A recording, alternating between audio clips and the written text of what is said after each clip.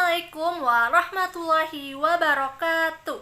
Kami dari kelompok 3 unit 1. Nah, di sini kami akan menjelaskan mengenai metode piramida. Saya sendiri, Gita Purnamasari, akan menjelaskan mengenai konsep dasar metode piramida. Nah, sebelum itu kita harus tahu dulu apa sih itu metode piramida. Nah, kita harus tahu, piramida ini merupakan suatu bentuk penjelasan mengenai bagaimana caranya agar kita mampu menguasai materi pembelajaran secara lebih cepat. Jika materi pembelajaran bisa dikuasai lebih cepat, maka kita akan lebih cepat pula menggapai suatu tujuan. Terdapat beberapa metode yang bisa dilakukan dalam metode ini. Tentunya, setiap metode tersebut memiliki perbedaan, dan kita bisa memilih salah satunya loh. Nah, untuk penjelasan lebih lanjut mengenai hal ini, yuk kita simak ulasan berikut. Piramida adalah metode pendidikan untuk semua anak yang berusia antara 2,5 tahun hingga 7 tahun. Metode ini memiliki sejumlah ciri meliputi rangsangan bahasa, bercerita secara interaktif, kegiatan bermain, dan pembelajaran inisiatif tambahan. Kegiatan untuk anak yang berbakat dan pelajaran tambahan. Piramid didasarkan pada sebuah teori baru, gabungan teori Piaget dan Vygotsky, yang menjangkau jauh keluar karya mereka dinamik sistem teori atau teori sistem dinamis. Nah, teori sistem dinamis terdiri atas rangkaian siklus, yaitu siklus jangka panjang dan juga siklus jangka pendek yang dinamis pada masa awal kehidupan. Penyanggahan berfungsi membantu anak bila diperlukan dan perlahan-lahan dikurangi saat kemampuan anak mulai meningkat. Aturan dini, anak bisa meraih tingkat perkembangan yang normal atau lebih rendah. Dengan bertumpu pada guru, anak bisa meraih tingkat perkembangan yang optimal atau lebih tinggi. Pendidikan yang menggunakan metode piramida ini dimulai dengan anak-anak yang rapuh yang belum bisa melakukan tugas sehari-hari tanpa bantuan, dan pada saat yang sama merangsang anak-anak untuk berada jauh dari kita sehingga mereka bisa belajar melakukannya sendiri. Nah, selanjutnya saya akan menjelaskan mengenai kurikulum metode piramida. Metode piramida ini juga memiliki kurikulumnya loh. Implementasi kurikulum 2013 menggunakan piramida pembelajaran atau learning pyramid. Menteri Pendidikan dan Kebudayaan atau yang sering kita sebut sebagai Mendikbud, yaitu Muhammad Nuh, mengatakan ada 2 jenis pembelajaran dalam piramida pembelajaran, yaitu yang pertama, passive metodologi, dan yang kedua ada participatory metodologi. Jenis piramida pembelajaran yang kedua masuk dalam kategori pembelajaran aktif yang digunakan dalam kurikulum 2013. Mendikbud juga mengatakan kedua jenis piramida pembelajaran berkaitan dengan daya serap dan daya lekat sang anak dalam pembelajaran sesuatu. Ia memaparkan dalam pasif metodologi ada metode membaca, metode belajar sendiri, metode audiovisual, demonstrasi, dan juga praktik. Jadi ada 5 metode dalam pasif metodologi. Nah, dalam buku pendidikan anak usia dini, dalam berbagai pendekatan edisi kelima, ditulis oleh Jaipul L. Rupnarain dan James Johnson, mereka menjelaskan bagaimana mereka membuat kurikulum piramida. Mereka menjelaskan kurikulum piramida dibuat dengan komponen penghubung sesuai dengan cara guru memperlakukan anak-anak. Kurikulum ini diambil dari teori kasih sayang. Ini mencakup keamanan dan kesejahteraan, dukungan emosional, pengaruh dan pemahaman, rasa hormat pada kemandirian, struktur dan peraturan, dan membuka perspektif untuk menjelajahi dunia. Pelengkap komponen penghubung adalah komponen guruan atau cara guru merangsang perkembangan anak-anak, menantang rasa ingin tahu mereka, dan berusaha memahami apa yang mendorong mereka dari dalam dan luar. Nah, selanjutnya yang akan saya jelaskan dalam konsep dasar metode piramida ini adalah inisiatif anak, inisiatif guru, kedekatan, dan juga jarak jauh. Apa sih itu inisiatif anak, inisiatif guru, kedekatan, dan juga jarak jauh? Jadi yang pertama, inisiatif anak. Menurut Piaget pada tahun 1970, anak-anak memiliki kekuatan kognitif cukup untuk mengarahkan perkembangan mereka. Inisiatif anak adalah awal dan akhir proses pendidikan. Hal tersebut dikarenakan umat manusia diarahkan menuju pengaturan diri.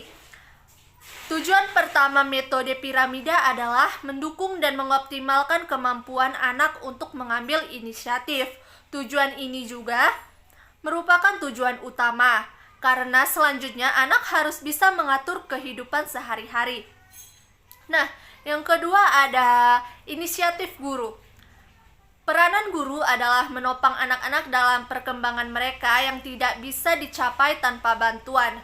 Guru menciptakan kemungkinan, menawarkan bantuan, mendorong, memberi contoh yang baik, memberikan perintah, membimbing anak dalam pembelajaran untuk memikirkan dan memecahkan masalah. Yang ketiga ada kedekatan. Saat mendidik anak harus ada kasih sayang yang kuat antara anak dan guru. Anak harus merasa bahwa guru selalu berada di dekatnya.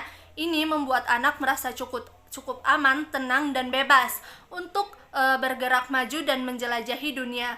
Guru memberikan kebebasan ini kepada anak, tapi pada saat yang sama menciptakan struktur yang jelas dan menetapkan peraturan ini. Tidak dibuat untuk membatasi anak, tapi untuk menunjukkan di mana ada ruang untuk bermain dan belajar. Tugas guru adalah menangkap sinyal dan membantu anak menemukan jawaban yang akan membuat anak menjadi dirinya sendiri. Jika seseorang akan menemukan jalan buntu, maka guru bisa memberikan bimbingan intensif. Mereka menyebutkan hal ini sebagai sensitive response attitude atau sikap respons sensitif. Nah, dan yang terakhir ada jarak jauh. Pengambilan jarak berfungsi sebagai pengajaran dalam Zone of Proximal Development Vygotsky pada tahun 1962. Jika sedang dekat dengan anak, guru menghilangkan jarak. Guru mengajukan pertanyaan tentang saat ini, namun juga mengajukan pertanyaan dan membicarakan tentang hal-hal yang tidak ada saat ini. Dengan cara ini, anak-anak belajar membuat gambaran yang nantinya bisa diingat kembali. Prinsip dasar adalah sebagai berikut. Mulai dengan situasi dan materi konkret, kemudian bantu anak menggambarkan hal-hal dan kejadian yang tidak ada dalam situasi saat ini dengan menggunakan penghubung simbolis dan pertanyaan yang membuat hal-hal yang tidak ada menjadi ada. Dalam pikiran anak ada atau konsep yang lebih abstrak yang mudah dipahami atau diakses oleh anak.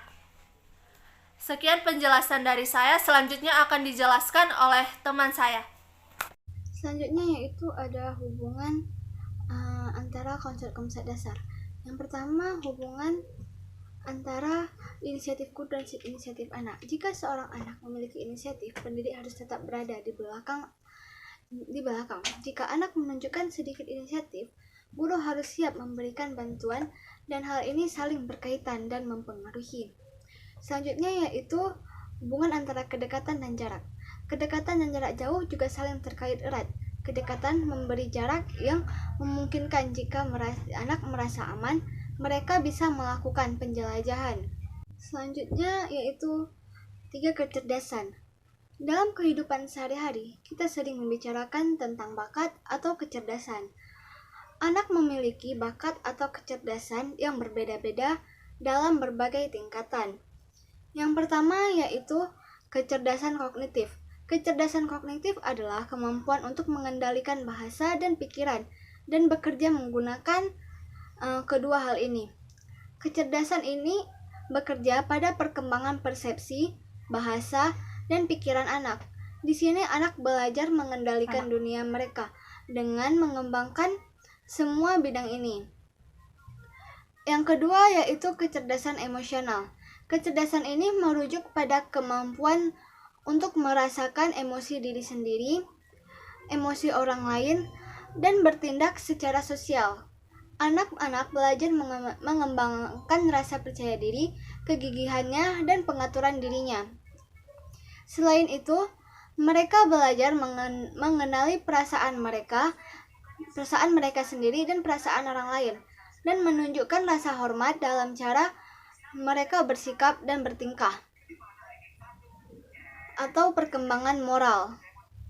Yang ketiga yaitu kecerdasan fisik. Kecerdasan ini adalah kemampuan memulai gerakan, mengendalikan dan mengekspresikan diri dengan kreatif atau dengan kata lain perkembangan motorik. Tingkat tindakan dan pikiran. Yang pertama ada tingkat dasar. Tingkat dasar adalah tingkat pengetahuan dasar dan keterampilan dasar. Tingkat ini adalah apa yang ditiru dan dipelajari anak dari orang lain melalui imitasi dan contoh. Yang kedua ada tingkat kreatif, merujuk pada kemampuan untuk mencapai atau memikirkan sesuatu yang baru dan bermanfaat. Yang ketiga tingkat metakognitif. Tingkat ini biasanya mencapai pengetahuan anak-anak melalui keterampilan mereka secara sadar mengubah perilaku mereka sendiri. Selanjutnya, tiga tingkatan interferensi. Dalam tiga tingkatan interferensi terdapat tiga tingkatan. Yang pertama ada tingkatan rendah, di mana anak-anak bermain dan belajar secara mandiri interferensi dari guru mereka. Guru hanya memberikan sedikit bantuan atau tidak sama sekali. Yang kedua ada tingkatan sedang, di mana anak-anak bermain, menjelajah, dan berjalan bersama guru mereka. Dukungan tingkat sedang diberikan kepada kelompok besar maupun kelompok yang kecil. Yang terakhir ada tingkatan tinggi, di mana guru atau pembimbing bermain dengan anak atau mengajar anak-anak yang memerlukan bantuan tambahan secara pribadi.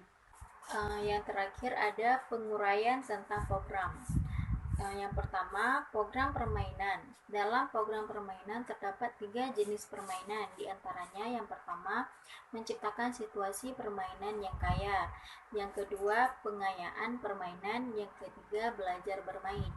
Yang kedua, ada pembelajaran inisiatif, membicarakan tentang hal apa yang penting. Berbicara pada anak-anak mengenai apa yang kita lakukan adalah sumber inspirasi dari orang lain. Yang ketiga ada proyek. Proyek adalah kumpulan kegiatan yang seimbang.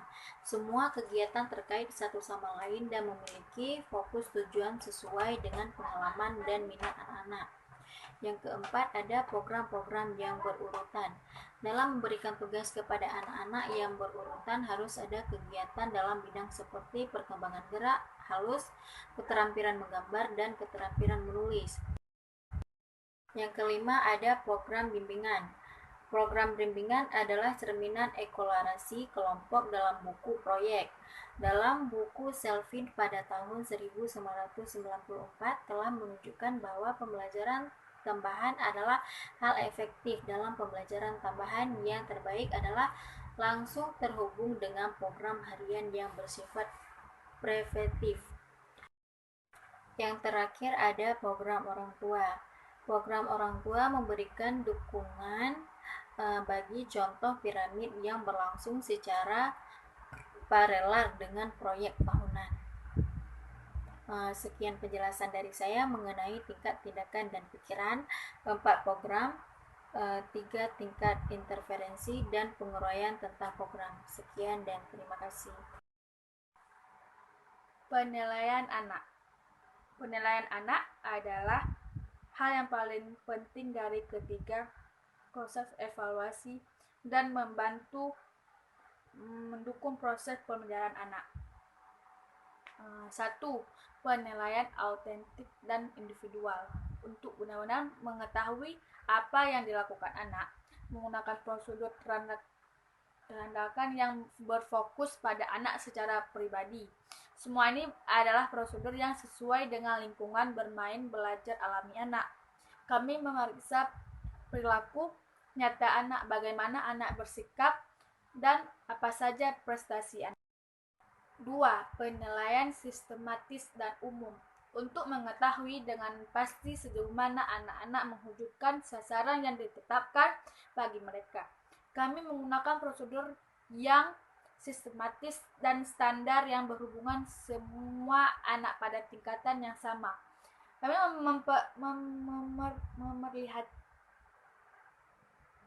memerhatikan perilaku dan prestasi untuk mengukur bagaimana mereka menggunakan inisiatif mereka sendiri dan seberapa banyak mereka bergantung pada inisiatif guru mereka.